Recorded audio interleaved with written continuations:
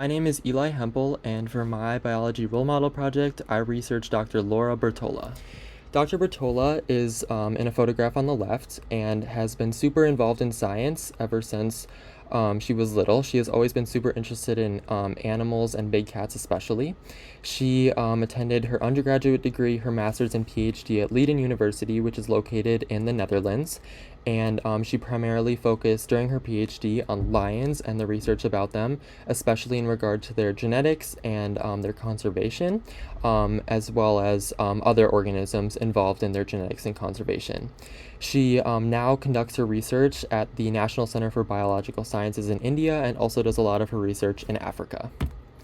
Her main hobbies include photography. As you can see, two of her Instagram posts on the left, one about an elephant and one of the Smoky Mountains in Tennessee. And both of these highlight other interests, which includes animals in general, her love for animals and the environment, as well as traveling to other places of the world, such as the Smoky Mountains in this photo. And she also had photos like from the Bean in Chicago, or places like Hawaii or even France. My admiration for Dr. Bertola really came from my overall lifelong love for lions. Especially when I was little, I was super obsessed with them, as the photo on the far right shows me with a lion statue when I was super little. And my favorite movie growing up was The Lion King, which also just shows my passion and connection to her about our love and care for lions. I'm also super interested in conserving the environment, which is a big aspect for her as well. The journal on the bottom left that I had cited was a study done by her that showed how lions can be impacted by when humans interact with their prey before and after it has been eaten by the lion, and how populations can tend to shift with lions, which I think is a super interesting thing to look at and something that really drew me into Dr. Bertola's work.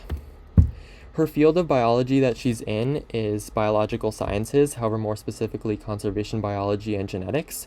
She states in Directory Authentication that she's super interested in how the rapidly changing field of genomics can contribute to biodiversity research and conservation. And this kind of just highlights her overall foundations for her studies and her questions that she asks herself when she goes into her work.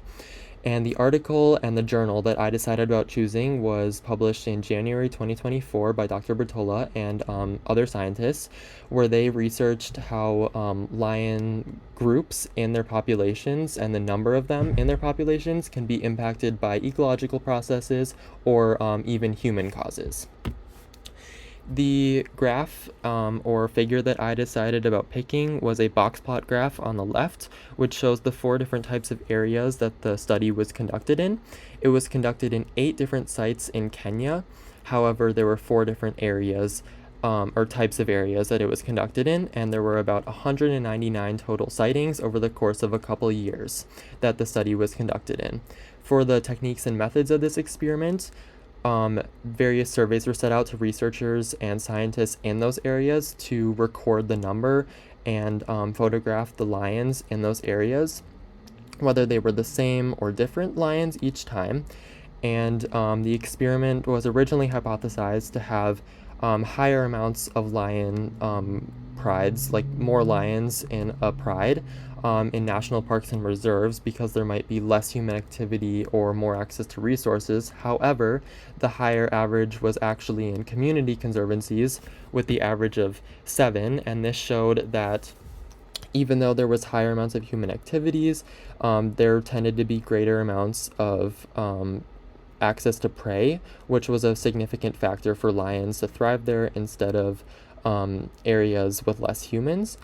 And the controls of the experiment included how the studies over the course of the couple years were conducted at the same times during the year, mostly from the months through August through October, as well as they were all conducted during the dry season.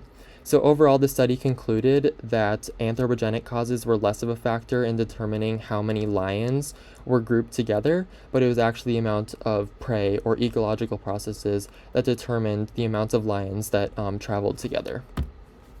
Dr. Bertola has done lots of foundational work in regard to lions, as well as genetics and conservation biology in regard to other organisms like plants or even insects.